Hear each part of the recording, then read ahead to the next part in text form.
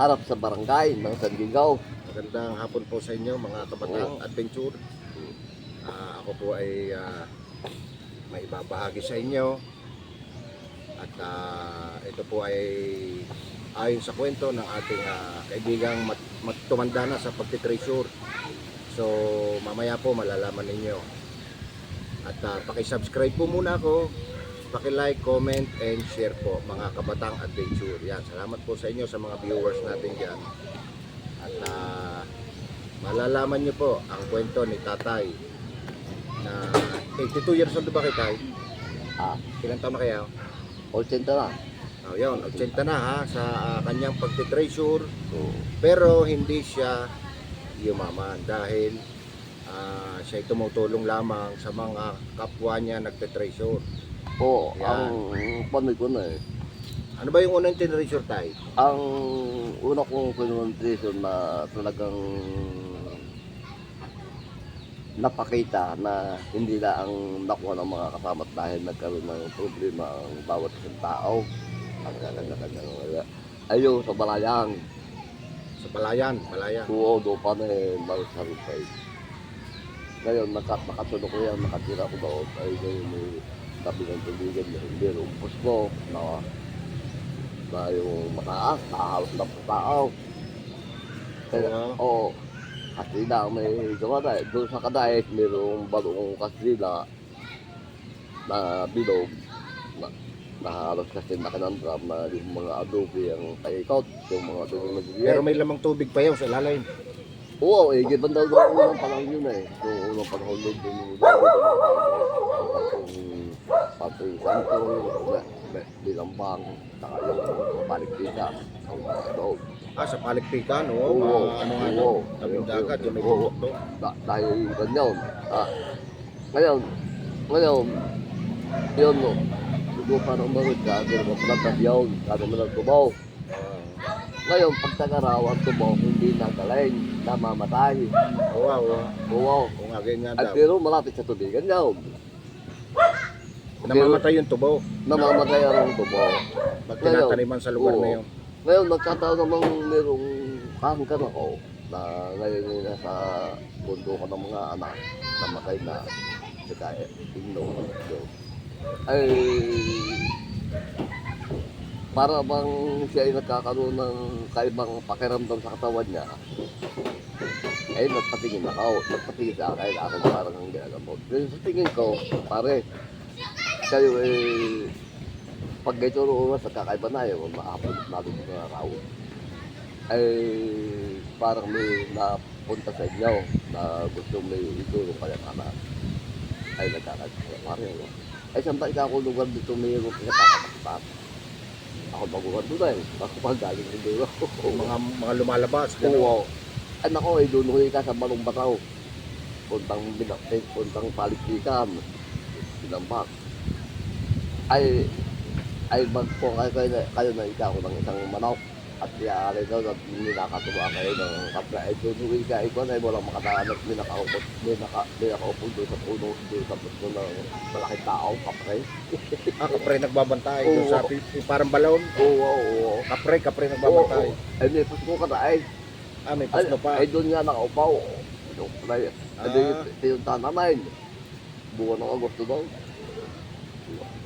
Ay yun. Okay, sige. Alayo mo daw. Ito po. Sabi yun. Kung tao ito na katuwa daw. Sabay po kami na mga daw.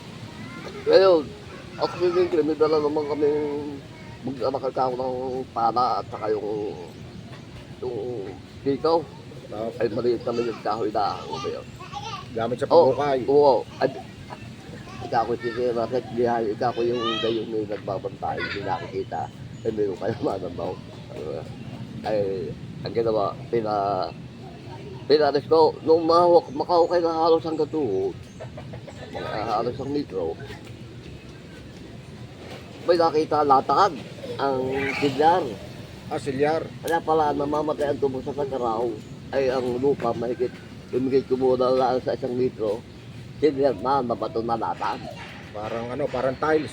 Parang Naka-pile. yung parang sa simbahan. Oo. parang sa lumang simbahan. Parang sahig na simbahan. Oo, yung mga siglar. Oo, oo. Oo, siglar. Yung mga bakaw. Yun. Gaya kahaba. Hindi kaya nga ng isa kundi usong eh. Aba, hindi gaya kakapal yun.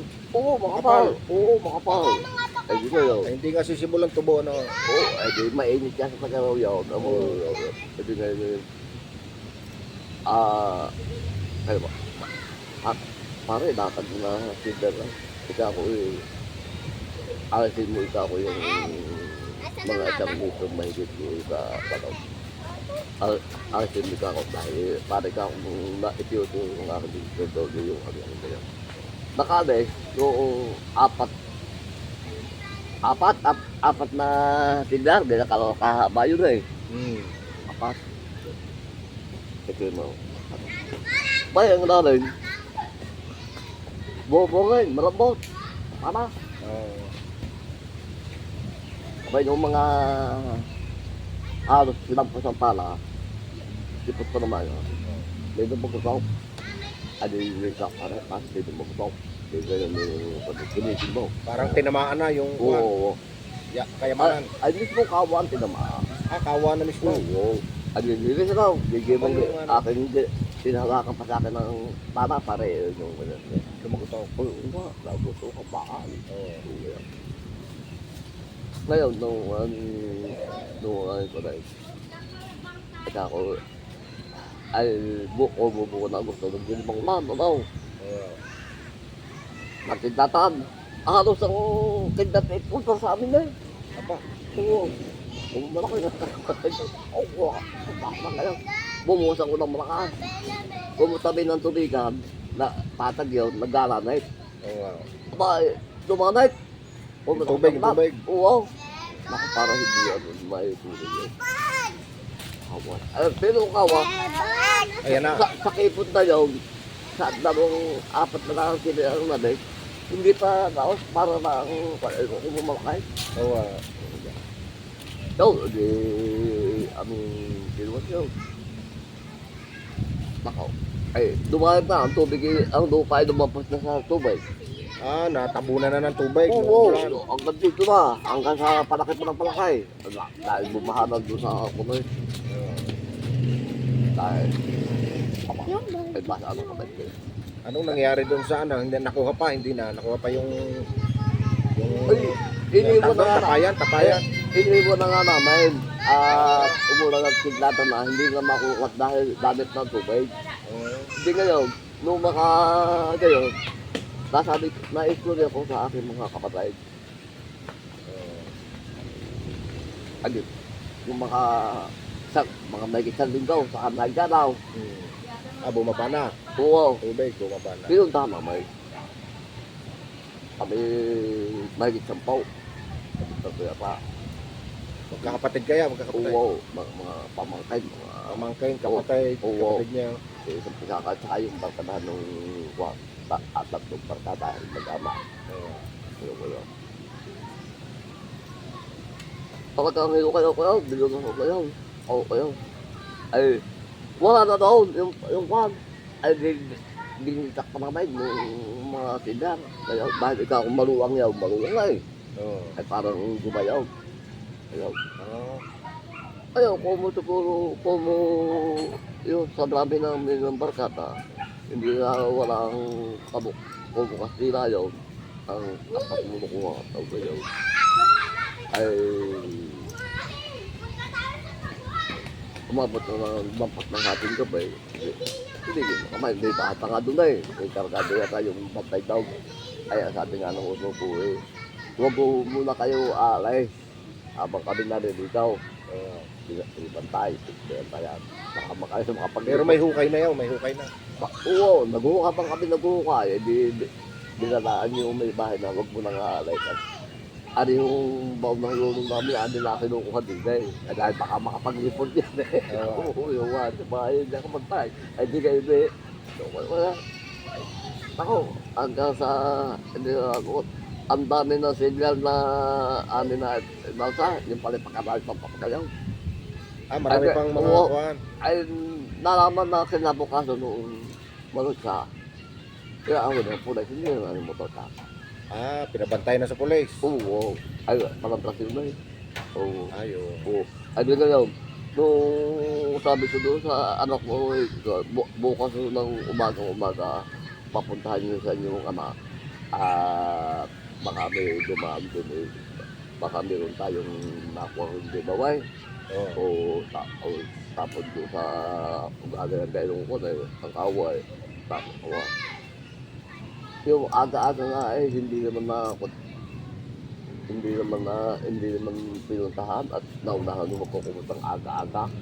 Sabi na sabi na kukumuta daw. Ayan siya, magsisino ako. Nakalimot. Ayun na nakakuha. Tatlong yung hilis karamay at saka yung perlas daw yata yung. Yun yung nag-aararo ng tubigan. Oo, yun nakalimot. Yun ang nakakuha. Oo, pagkasangay na ko ayun eh. Sakong lang daw yun. Ay hindi alam na sikrito na kami. Oo, Sabihin, nung dinaanan ng motor, ng kubutaan, ng Oo, araw. noon doon kung tabi ng daan yun, papunta sa tubigan na eh. Wow. Oo, tabi-tabi. Ay, di nagkalat yung mga Oo, gold yung bar mga- na Yung mga pinagawa triangle. wala ka ako yun yung tingnan yung ating yung kahit pa kami na yung malik na yun, nasa kabisigaw mo yun.